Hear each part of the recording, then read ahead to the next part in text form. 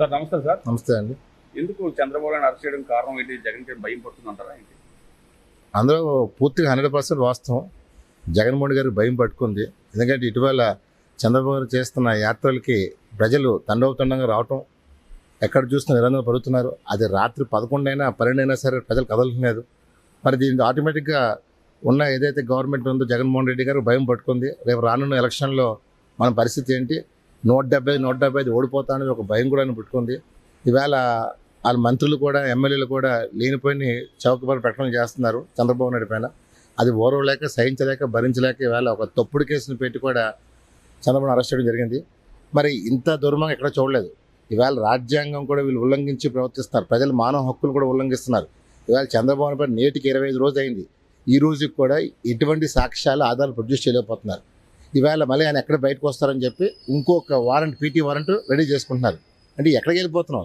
ఇది ఇప్పుడు కూడా ఇలాంటిది సభ్య సంస్కారం ఎప్పుడు ఏ పార్టీలు కూడా ముందు ఉన్న ముఖ్యమంత్రి కూడా ఎప్పుడు ఇలా చేయలేదు. మరి ఈ ముఖ్యమంత్రి గారు మరి నేను ప్రజలు నాకు ఉన్నారన్నారు, 151 సీట్లు ఇచ్చారు ప్రజలని చెప్పారు. అంత నమ్మకం ఉన్న వాళ్ళు ఎందుకు వీళ్ళు భయపడుతున్నారు అర్థం కావట్లేదు. అంతే ఇది పూర్తిగా రాక్షస పాలన, ప్రజలు వ్యతిరేకిస్తున్నారు. దీనిపైన ప్రజలు కూడా తిరుగుబాటు చేస్తున్నారు. ఎక్కడ చూసినా మనం ఏ జిల్లాలో చూసినా ప్రజలు స్వచ్ఛంగా ముందుకు వస్తున్నారు. ఇది ఓర్వలేక జగన్మోహన్ రెడ్డి పోలీసులు అడ్డం పెట్టుకొని వాళ్ళని నివారించాలని చూస్తున్నారు. అయినా సరే ప్రజలు వింటలేదు. మొన్నే మోతు మోగించే కార్యక్రమం బ్రాహ్మణి గారు తొలిసారి పిలిపించినా సరే రాష్ట్రంలో 26 జిల్లాల ప్రజలు విపరీతంగా స్పందించారు. మరి ఈవేళ అమరావతి రైతులు కూడా బోనస్ కట్టడం వస్తే పోలీసులు అడ్డుకుంటున్నారు. నాకు ఒకటి అర్థం కావట్లేదు. ఈవేళ మనం ఎక్కడికైనా స్వేచ్ఛగా వెళ్ళాలనుకుంటే ఈ పోలీసులు భయపడుతున్నారు, ప్రభుత్వం భయపడుతుంది. అంటే ఒక 50 మంది 100 మంది ఎక్కడికి కలిసి వెళ్తున్నారంటే ఆటోమేటిక్గా వీళ్ళు భయం పుట్టుకుంటుంది. ఇది ఎక్కడో అర్థం కావట్లేదు. మరి ఈవేళ వీళ్ళు పార్టీ ఎమ్మెల్యేలు వీళ్ళు మాత్రం చేసుకుంటే మాత్రం అడగని పోలీసులు ఒక టీడీపీ వాళ్ళు చేసుకుంటే ఎందుకు అడుగుతున్నా అంటే రాజ్యాంగం ఏమైనా వైసీపీకి ఒక రకంగా టీడీపీ ఒక రకంగా ఉందని చెప్పి ప్రజలు అనుకుంటున్నారు. డెఫినెట్గా వచ్చే ఎలక్షన్లో జగన్మోహన్ బుద్ధి చెప్పబోతున్నారు. తుక్కుగా ఓడించి తెలుగు జాతి ఆత్మను నిలబెట్టబోతాం మనం చేస్తున్నాం. అంటే బ్రాహ్మణి గారును భువనేశ్వరి గారు ఇప్పుడు ఇంట్లో ఉన్న మహిళలు అలాంటి వాళ్ళు రోడ్డు మీదకి రావడం కారణం ఏమంటారు? నిజంగా ఈవేళ ఎందుకంటే ఎప్పుడు భువనేశ్వర్ గారు మేడం గారు ఎప్పుడు రోడ్డు ఎక్కలేదు, ఎప్పుడు రాజకీయ కూడా ఎప్పుడైనా కలవ చేసుకోలేదు. ఎంతసేపు ఆమె సేవా కార్యక్రమంలో ఆమె హెరిటేజ్ చూస్తున్నారు తప్ప ఫస్ట్ టైం ఆమె చంద్రబాబు అరెస్ట్ చేయడంతో రావాల్సి వచ్చింది. ప్రజలు కూడా బ్రహ్మాండం పడుతున్నారు. మన స్పీచెస్ కూడా చూస్తున్నాం. చక్కగా ప్రజలను కూడా అట్రాక్ట్ చేస్తున్నారు. మరి బ్రాహ్మణి గారు కూడా ఈవేళ అత్తగారికి మాంగారిని ఎప్పుడైతే పెట్టారో ఆమె కూడా నేను సైతం చంద్రబాబు కోసం వచ్చారు.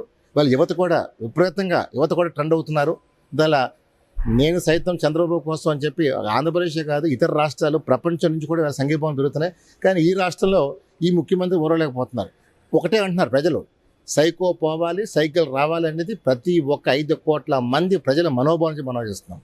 అంటే టీడీపీ పార్టీని అణచివేయాల ఉద్దేశంతోనే ఇలాగా చంద్రబాబు అరెస్ట్ చేయడం, లోకేష్ బాబు మళ్ళీ కూడా నోటీసులు ఇచ్చారు కదా. ఒకటండి, టీడీపీ పార్టీ అణచివేత అనేది ఎవరి తరం కాదు. ఎందుకంటే ఇది నందమూరి తారక పెట్టిన పార్టీ, తెలుగు జాతి ఆత్మవిశ్వాసం పుట్టిన పార్టీ తెలుగుదేశం పార్టీ. తెలుగు జాతి ఉన్నంత వరకు తెలుగుదేశం పార్టీకి చావు లేదు, ఉండదు. ఈరోజు చంద్రబాబు నాయుడు గారిని అరెస్ట్ చేశామని లోకేష్ని అరెస్ట్ చేయాలనుకుంటున్నారు. ఈవేళ తెలుగుదేశం పార్టీ ప్రజల పార్టీ, ఇది వ్యక్తి పార్టీ కాదు. ఇది దానిలో తెలుగు ప్రజలందరూ తెలుగుదేశం పార్టీకి ఎప్పుడు బ్రహ్మరథం ఉంటారు. ఈరోజు ఏ పార్టీకి లేనంత సభ్యత్వం తెలుగుదేశం పార్టీకి ఉంది. ఇది ఒక రికార్డు. ఇది దానిలో ఈ రికార్డుని జగన్మోహన్ రెడ్డి ఏదో తుడిచిపెట్టి నీ వల్ల కాదు, గత ఎన్నికల్లో ఏదో నువ్వేదో ఓడించావు అనుకుంటున్నావు. ఇప్పుడు రాబోయే ఎలక్షన్లో టీడీపీ జనసేన పొత్తు ప్రబంధం సృష్టించబోతున్నాం.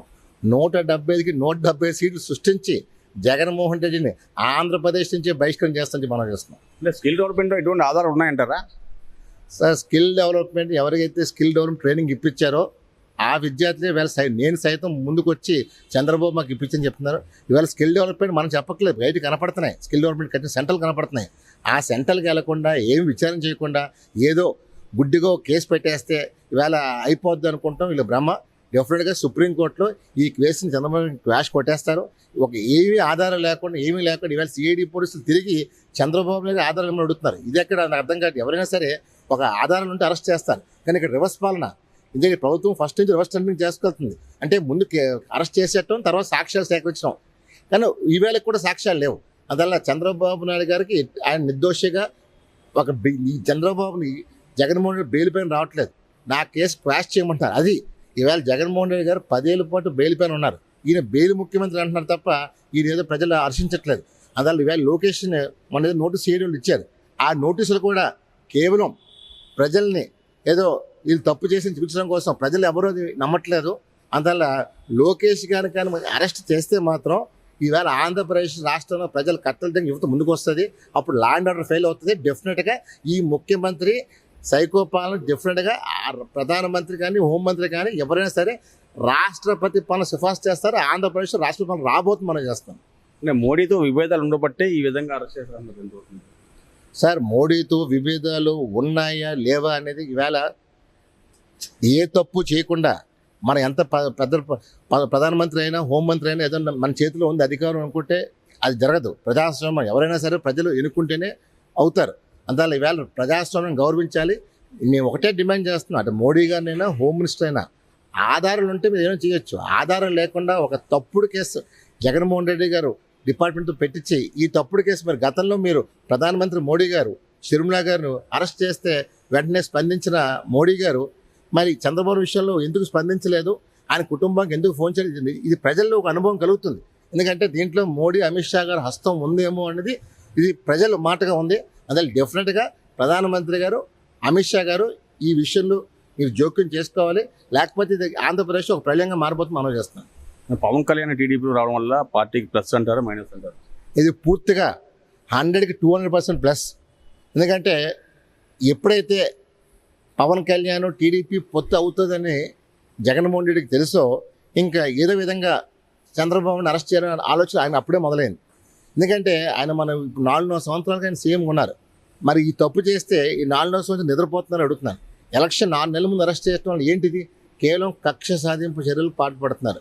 ఇది మంచి పద్ధతి కాదు. గతంలో రాజశేఖర్ గారు కూడా ఎన్నోసార్లు పెట్టారు, ఏ ఒక్క కేసు కూడా ప్రూవ్ అవ్వలేదు.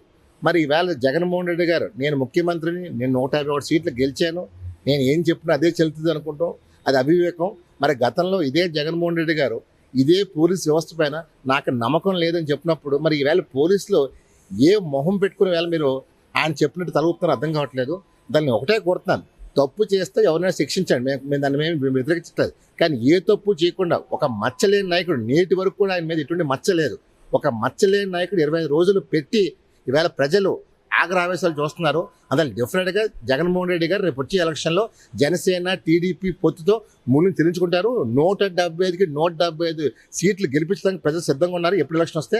అందువల్ల జగన్మోహన్ రెడ్డి గారు ఇది ఓర్వలేక సహించలేక ఎలా చేస్తున్నాం. మేము ఒకటే పిలిపిస్తున్నాం, చంద్రబాబు కోసం ప్రజలు కదలాలి, బాధ్యత గుర్తించాలి, రాష్ట్ర భవిష్యత్తు మార్చాలనేది మా పిలుపు. అంటే చంద్రబాబు ఆరోగ్య పరిస్థితులు బాగాలేదు కదా సార్. ఈవేళ చంద్రబాబు గారి వయసు 73 సంవత్సరాలు అయినా సరే మన అందరూ